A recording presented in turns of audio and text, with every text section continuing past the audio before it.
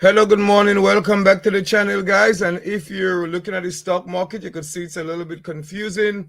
We're not totally sure why things are up this morning. I think we're in an overbought situation. There is no reason why things should be up this morning. But what I'm gonna do right now is go back to Jeff Marks and Jim Cramer, guys, and have them give you an analysis on the stock market, and then I'll come back and give you some more stock because what stock I think you should be buying or what stock I think you should be selling. But let's go back to Jim Cramer and Jeff Marks from the C. Investing Club. We have one of the more confusing days out there because, as Jeff pointed out to me this very morning when we come in to talk, this is a market that's up and it seems to be marching not to treasuries, but to oil. Right. It's a little bit, it's different from what we've lived through almost this entire year. Typically, when treasury yields go down, the market would rally, and vice versa. When yields go up, markets will fall. But over the last few days, it's actually, we're seeing more of like a positive correlation. Yields have fallen, market went down. Now, finally, today, yields are up, market's up, but oil is up today. Whether it's for the right reasons, we could debate. But that seems to be what's helping lift stocks today. And I think that's worth talking about because oil's going up is being interpreted by some people as meaning maybe there's more demand, which therefore means it's less likely to have a recession. In reality, is going up because there is a pipe that is closed that produces about 560,000 barrels per day that can be for refined. So it's a supply, not a demand issue that is driving oil. So therefore, I would just point blank say something's wrong, whether it's the oil market, which perhaps is overreacting to this 500,000 barrels, or it's the stock market, which has an incorrect correlation, believing that perhaps we're not going to be in a recession because oil is going up. Now, when we have this, what this does, see, there's two ways to look at this. One is to be befuddled, sit on your hands and say, wow, I don't know. And the other is to find situations that are either too high or too low because of it. And that's what we're doing. Yeah, definitely what we're doing, what we're always striving to doing. And by the way, Jim, we also have some big data reads coming up. PPI tomorrow, which is the producer price index. That will be an important measure of inflation. And there's a lot of people thinking that it's going to be cooler, so that if it is hotter, it will cause a big sell-off. Oh, definitely. And, it all ties into we have the big FOMC meeting next week, 50 basis points largely expected.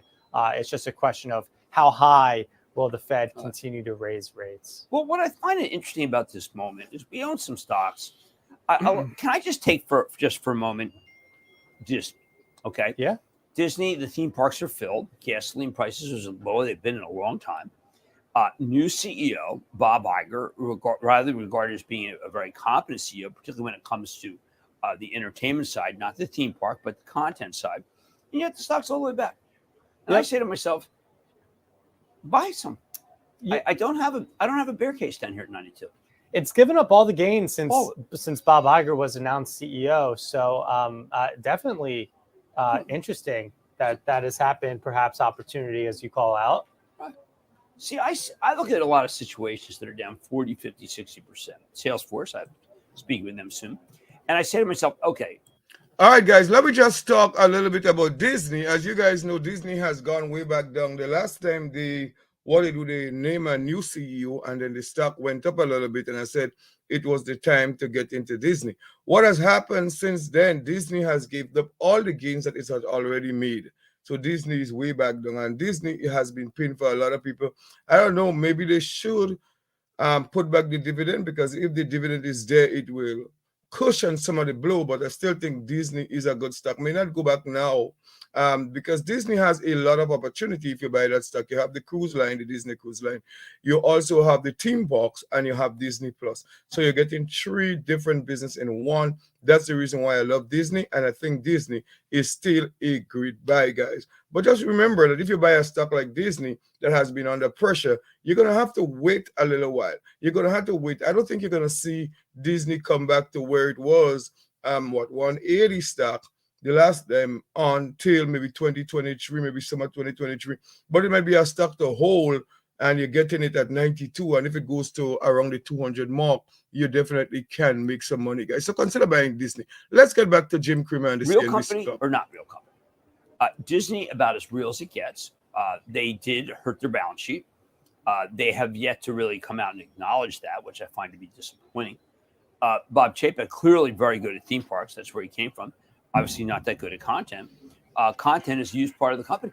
So perhaps Disney is something that you would buy today, given the fact that there's nothing on the horizon I think could be more negative.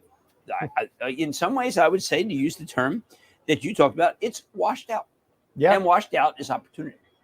Yeah. Typically, historically, it is. I am so kind of fascinated to see.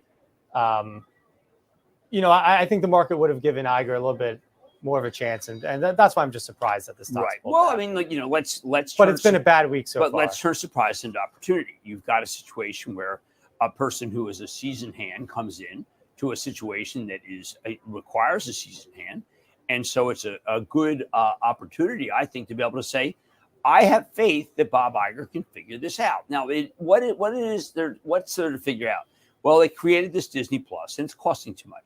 Like many companies I deal with right now, there are revenues that are not matched with expenses. The expenses are running too high. Big thing. When you have Mark Zuckerberg at Facebook, now Metaverse, sees that, and he decides, well, you know what? We're going to fire a giant percentage of our workforce. Well, that's correct.